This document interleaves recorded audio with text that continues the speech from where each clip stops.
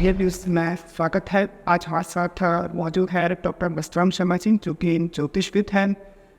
इनसे हम आज जानेंगे इस वर्ष नव संयुक्त संवत के क्या अपेक्षा रहेगी।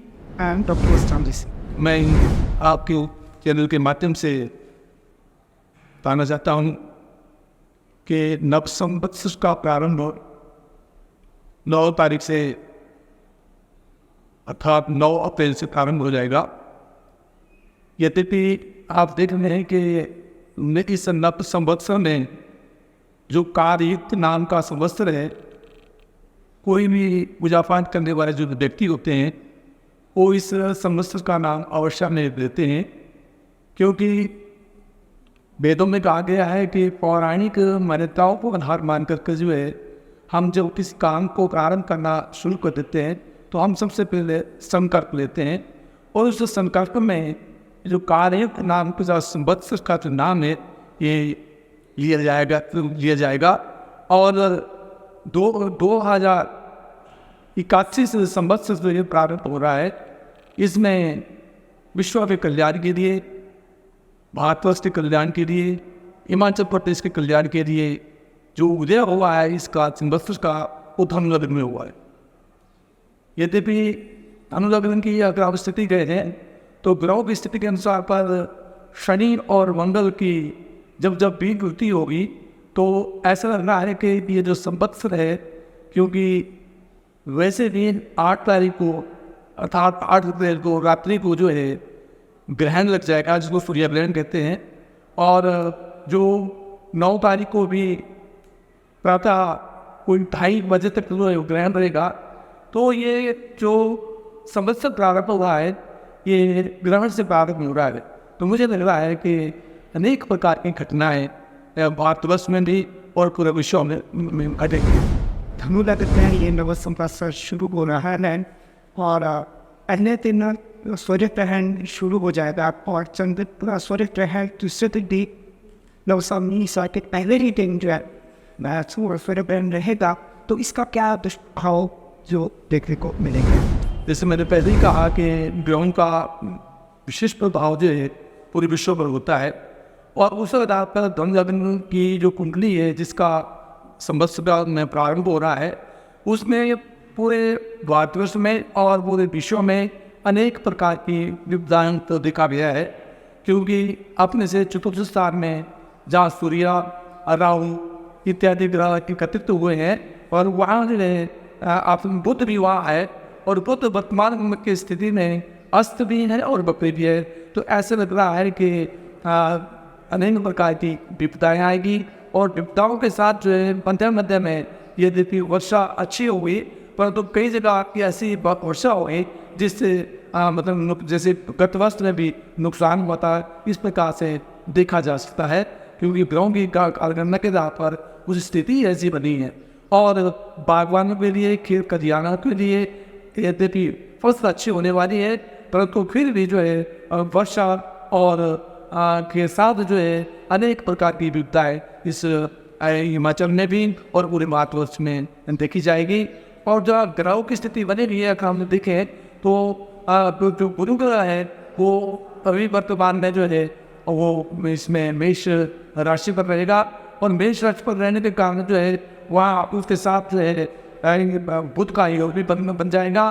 तो उस स्थिति में ऐसा लग रहा है कि जहाँ लोगों के लिए अपना जीवन निर्वाह करने के लिए अधिक परिश्रम और मेहनत करने की आवश्यकता रहेगी। आप सूर्य ग्रहण की बात कही तो नव संवत्सर के पहले ही दिन नवरात्रि भी शुरू होती है, और नवरात्रों में कलश स्थापन को लेकर के लोगों की काफ़ी सारी पहलतियाँ हैं कि कलश स्थापन कैसे होगा सूर्य ग्रहण के कारण। तो इस पर थोड़ी स्थिति स्पष्ट है। वैसे तो सर्वांग मांगल्ये शिवे सर्वार्थ साधिके शरण्ये त्र्यंबके गौरी नारायणी नमस्ते, हमें शक्ति का आह्वान करना चाहिए। और हमारे शरीर के अंदर जबकि ग्रहों का प्रभाव बना रहता है और अरिष्ट होने की संभावना बनती है, तो हर व्यक्ति चाहे छोटा हो चाहे बड़ा हो, हर व्यक्ति के लिए प्रयास करना चाहिए कि माँ दुर्गा का स्तवन करें। इसका कल से जो है प्रारंभ जो है प्रातः 8 बजे किया जाए 9 तारीख को, तो शुभ रहेगा। और उसके उपरांत भी कर सकते हैं।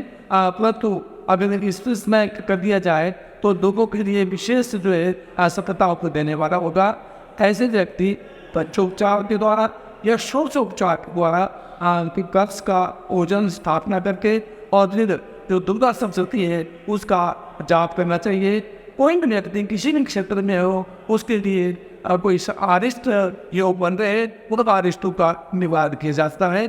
और सामान्य व्यक्ति के लिए भी यदि ओम ऐं ह्रीं क्लीं चामुंडाय विचे इस मंत्र का जाप करें तो हित कर देगा। नव संवत्सर शुरू हुआ है और हिमाचल प्रदेश में कुछ राजनीतिक स्थितियाँ स्पष्ट नहीं है, बहुत सारे उथल पुथल भी है। तो नव संवत्सर में हम क्या उम्मीद कर सकते हैं कि हिमाचल की राजनीतिक स्थिति पर सुधरेगी या कुछ इसमें और परिवर्तन देखने को मिलेगा? मैं इस संदर्भ में ये कहना चाहूँगा कि जैसे मैंने पहले ही कहा कि जो संवत्सर प्रारंभ हो रहा है, क्योंकि नाम के आधार पर अगर देखा जाए तो ही दो कर्क होता है, कर्क राशि बनती है। यद्यपि प्रारंभिक जो है हिमाचल का जो है धनु लग्न से प्रारंभ हुआ है, परंतु वैसे कर्क राशि होने के कारण जो है कर्क राशि से जो ग्रहों की जो स्थिति बन रही है कुछ लोगों के बीच में और पार्टियों के बीच में एक दूसरे के प्रति बेमनस्य बना रहेगा। यदि वो बेमनस्य को छोड़ कर चले तो वर्तमान में जो सरकार है ग्रहों की स्थिति के आधार पर ऐसा लग रहा है कि वो स्थिर रहेगी, उसको किसी प्रकार की आंचल नहीं आएगी। जब नवरात्रि पर हम विशेष बात करते हैं तो नवरात्रि के 9 स्वरूपों के पूजन इस दिन होगा और हमारे दर्शकों को आप बताएं कि किस तरह से भोजन आचरण होता है 9 देवी के 9 स्वरूपों का और कौन से दिन कौन से देवी का पूजन होगा। देखो, नव दुर्गा कन्या के रूप में इसमें आह्वान किया जाता है। प्रथमं शैलपुत्री च द्वितीयं ब्रह्मचारिणी तृतीयं चंद्रघंटा इति पुष्पांडा इति चतुर्थकं पंचमं स्कंदमाता इति षष्ठम कायत्री च। इस प्रकार से नव दुर्गाओं को माना गया है। हर दिन नया रूप माँ दुर्गा का होता है, नए रूप में ये माँ दुर्गा आती है और उसका स्तवन जो है विधि विधान से तो स्थापित कर दिया एक बात कर दिया जाता है। वो उसी दिन उठता है, उसमें जो है हमें जब कलश स्थापित करते हैं तो उसमें किसी बर्तन में जौ को भी लेना चाहिए और जौ को थोड़ा उनको साफ करके सुथरा करके किसी पात्र में, शुद्ध पात्र में उसको रखना चाहिए। उसमें दैनिक जो है जल चढ़ाना चाहिए। और आप देखेंगे कि जहाँ माँ का स्तवन किया जाता है, माँ की स्तुति की जाती है, उन जो जौ विधायक होते हैं उन 9 दिनों में जो है उसके जो अंकुर परिपूर्ण होकर के जो है ये बहुत ही शोभावान जो है लगता है वो दृश्य। उसको देखा जाए तो और उसको जब अपना नवरात्रि 9वें दिन जब शक्ति का जब पूजन किया जाता है, स्तमन किया जाता है, तो यज्ञ करने के उपरांत जो है वो जो जौ है उनको निकाला जाता है और सब जो माँ का वो संबंध करने वाले हैं और जो ना भी संबंध करने वाले हैं पर तो इस शक्ति को मानने वाले हैं उनके लिए उन जौ को जो उसकी कलगियाँ हैं उनको लेकर जो है शुभ मुहूर्त में निकाला जाए और उनको काल पर रखा जाए तो वो सभी के कल्याण करने वाली होती है। और जैसे कि मैंने पहले ही कहा कि माँ का जो स्तवन करना, उसकी पूजा करना, उसकी आराधना करना हमारी अरिष्टकारिक शक्तियों का निवारण करता है और हमें सही में भी लगता है कि हमने जो है बहुत बल प्राप्त कर किया है। इसलिए कहा गया है या देवी सर्वभूतेषु शक्ति रूपेण संस्था नमस्तस्यै नमस्तस्यै नमस्तस्यै नमो नमः। या देवी सर्वभूतेषु प्रकृति रूपेण संस्था नमस्तस्यै नमस्तस्यै नमस्तस्यै नमो नमः। डॉक्टर साहब, आपने खेतरी का जो लिंक यहाँ पे किया तो बहुत सारे लोगों को एक भ्रम रहता है। बहुत सारे लोग खेतरी विसर्जन के समय में कहीं भी उसे फेंक देते हैं, उनको किस तरह से कहाँ पे वो जो है निष्पादित करते हैं। आपने ये बहुत लोगों के कल्याण की बात कही है, क्योंकि जो 9 दिन की जो हमारी तप और तपस्या होता है उसका पुण्य का जो फल है वो एक उसी के रूप में होता है जो एक जौ जो एक कलगी के रूप में आ जाता है। और वो भी पवित्र और शक्ति के रूप में होता है और उसको प्रभावित करने के लिए यद्यपि कई जगह पानी ना हो या कई जगह शुद्ध स्थान ना हो ना हो, इसके लिए शुद्ध और पवित्र स्थान ही होना चाहिए। परंतु फिर भी अगर कहीं जल नहीं मिल रहा, कहीं नदी नहीं है, नाले नहीं है, तालाब नहीं है, तो उस जो है जो बने उगे हुए हैं उनको कहीं ऐसे पवित्र स्थान में जहाँ पे पेड़ हो या जहाँ पे शुद्ध जगह हो, उस स्थान पर उसको प्रभावित कर देना चाहिए या छोड़ देना चाहिए।